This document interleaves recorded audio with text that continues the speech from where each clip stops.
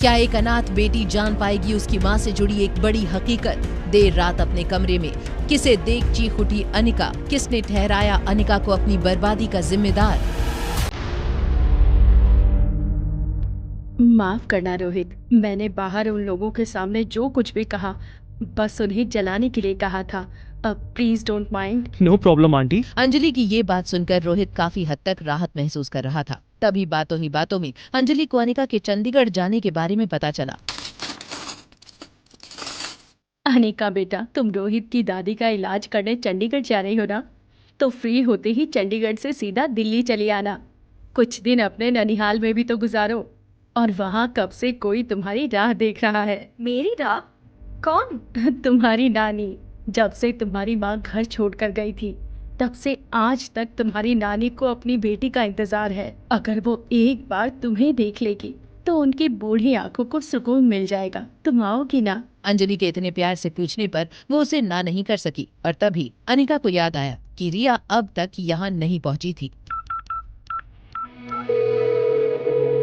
रिया, कहाँ हो तुम? रूम में मॉम, मैं बहुत थक गई थी तो सीधा यहीं आ गई। मैंने तुमसे कहा था ना, मुझे तुम्हें किसी से मिलवाना है। गुस्सा क्यों कर रही हो?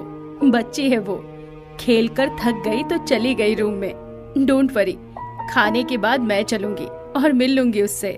अंजलि का प्यार से बोलना समझना अनिका को बहुत अच्छा लग रहा था। वहीं अनिका को ऐसे खुश देखकर रोहित की नजरें भी बार बार उस पर ठहर रही थी कि तभी हाँ, मैं आती हूँ। क्या हुआ बेटा? All good? I am sorry, मुझे तुरंत निकलना होगा। अनिका का इस तरह बिना कुछ बताए चले जाना अंजलि को बहुत अजीब लग रहा था। वहीं रोहित के लिए भी अनिका एक पहेली जैसी बनती जा रही थी। अनिका के बारे में सोचते सोचते रोहित अपने स्वीट में पहुंचा, जहां उसका इंतजार कर रहा था एक बिन बुलाया मेहमान।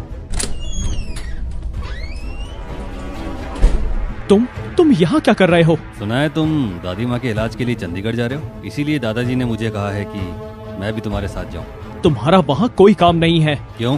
आखिर मेरे आने से क्या प्रॉब्लम है? और विटनेस के तौर पर कम से कम परिवार के 2 लोग तो होने चाहिए ना। ठीक है, तुम चल सकते हो। अब वहाँ तक जा ही रहे हैं तो मैं सोच रहा हूँ कि क्यों ना मार्शल आर्ट्स की थोड़ी और ट्रेनिंग ले लूँ। मैंने सुना है कि तुमने जहाँ से ट्रेनिंग ली थी वो इंडिया के बेस्ट कोच हैं। क्या तुम उनसे मेरे लिए बात कर सकते हो? बलबीर सर ऐसे ही किसी को भी ट्रेनिंग नहीं देते हैं। फिर भी अगर तुम चाहते हो तो मैं तुम्हें उनके पास भेज दूंगा, मगर मेरी एक शर्त है। शर्त? कैसी शर्त? रोहित की बात सुनकर धीरज सोच में पड़ गया था। वहीं दूसरी ओर अनिका ये समझना चाहती थी कि आखिर उसकी माँ की फार्मा कंपनी में ऐसा क्या था जो हर कोई उसके पीछे पड़ा हुआ था। स्वाति मैडम, माफ करना अनिका बिटिया, तुम्हें देखकर लगा स्वाति मैडम सामने आ गई हो। मनोज अंकल, मुझे आपसे एक जरूरी बात करनी थी। हाँ, कहो ना बेटा। मैं जानता हूँ कंपनी मुनाफा नहीं कर पा रही है। अगर तुम मेरी जगह किसी नए और ज्यादा पढ़े लिखे आदमी के हाथों में कंपनी की भागदौड़ देना चाहती हो तो मुझे कोई एतराज नहीं है। ये कैसी बातें कर रहे हैं अंकल आप? मैं तो सिर्फ कागजी मालकिन हूँ। ये कंपनी मुझसे कहीं ज्यादा आपकी है। मैंने तो आपको यहाँ बस इतना पूछने के लिए बुलाया था कि क्या इस कंपनी के अलावा भी कुछ है जो मेरी माँ मुझे देना चाहती थी। हाँ बेटा, एक और चीज है तो सही।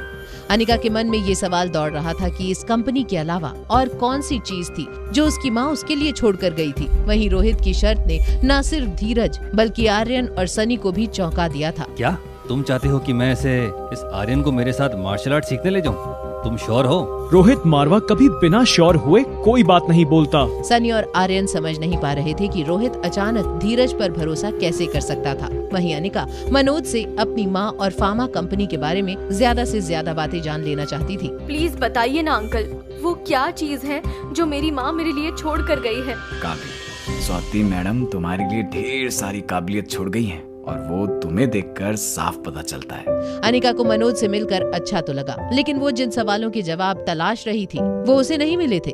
वापस आकर भी अनिका इन्हीं सवालों में उलझी थी। तभी कब तक प्रैक्टिस से भागती फिरोगी? मेरे कैंप का नाम खराब करके रख दिया है तुमने। बलबीर सर, प्लीज चिल्लाइए मत। मैं बहुत थक गई हूँ और आपको तो पता है मैं सारा दिन कितनी बिजी रहती हूँ। तुमसे उम्मीद रखना ही बेकार है। एक काम करो, अपनी बेटी रिया को ही मेरे कैंप में भेज दो।